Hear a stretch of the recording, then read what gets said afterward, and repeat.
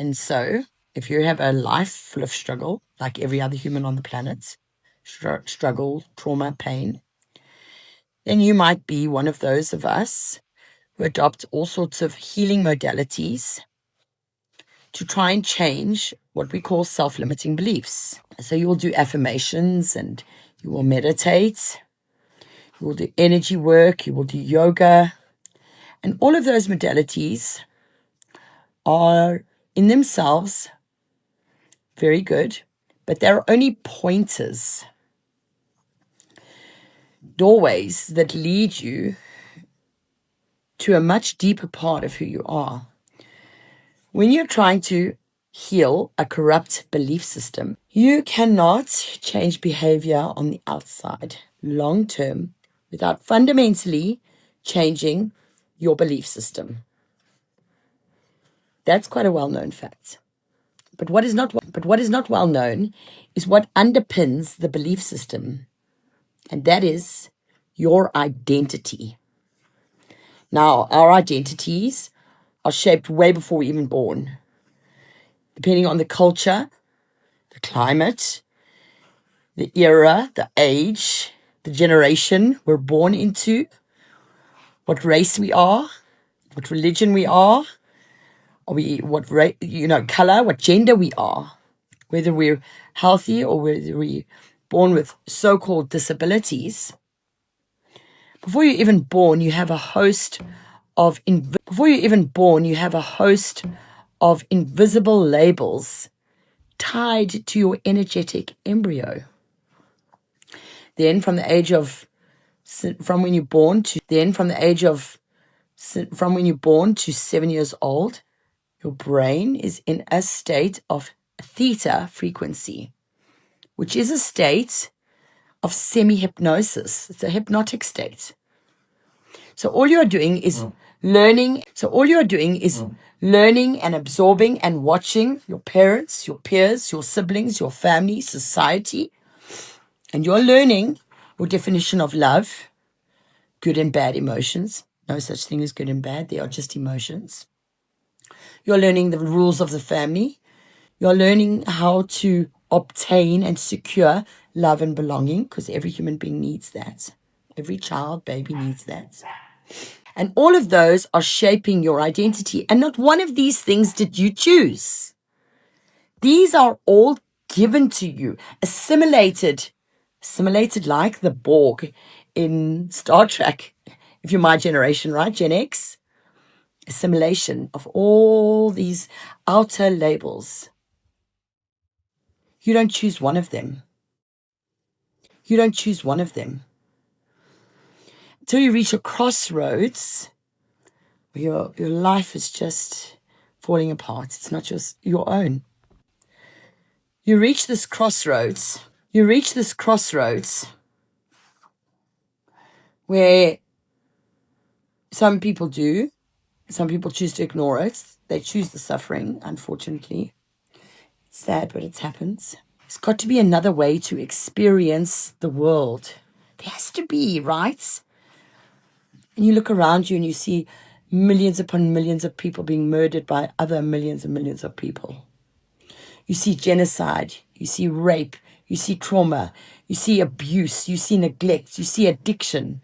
Every which way you turn, does this look like a world created by a loving God? You get to this point where you're desperate for another way to live. You start to question your identity. You start to dive into every healing modality known to mankind. Energy work, chakra work, meditation, breath work. List it. Yoga. I did all of it. Tarot, astrology.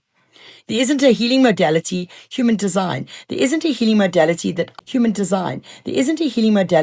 I did not pursue in order to understand why I was stuck in active addiction for 25 years. And Jesus in a very vivid hallucination one day, 6 years ago, said to me very bluntly, your healing lies within you. Not in a book, not in a rehab, not in a guru, not in the Bible, not in the church, not in a religion, not in a relationship. It lies within you.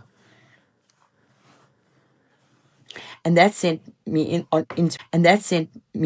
into my deep dive, right? So I was talking about the belief system. Let me come back to that. So it shapes your lens and experience through which you view life, your perspective, what you see with your seeing human eyes. So you have an identity, you have a belief system, and you have a perspective, and you have a life experience. We always start with wanting to correct the life experience or the behavior or the addiction, the relationship, getting fired from jobs, the dysfunctional family, the trauma. But what all these healing modalities are actually doing is that they're pointers, they're entries to presence, they're entries to the present moment in which you are pointed to the deeper part of who you are, which comes back to identity. People do what they do because they believe what they believe because of what or who they think they are. And when you realize that nothing of who you are was your choice. It was conditioning, patterning, programming. It was conditioning, patterning, programming, labels. It's like an invisible prison, an energetic prison that ties you into a little box that says mentally ill, bipolar addicts, mother, wife, publicist. I'm describing my old labels, etc. And it's suffocating.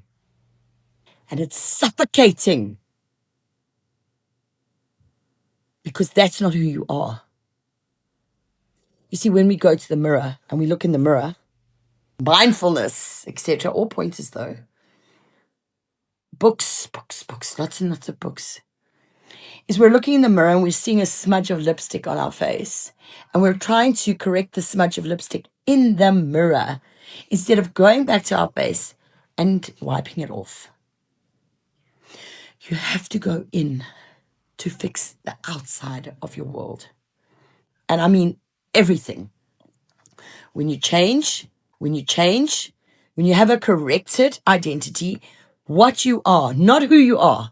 Who you are is a name, an egoic identity. What you are is the question.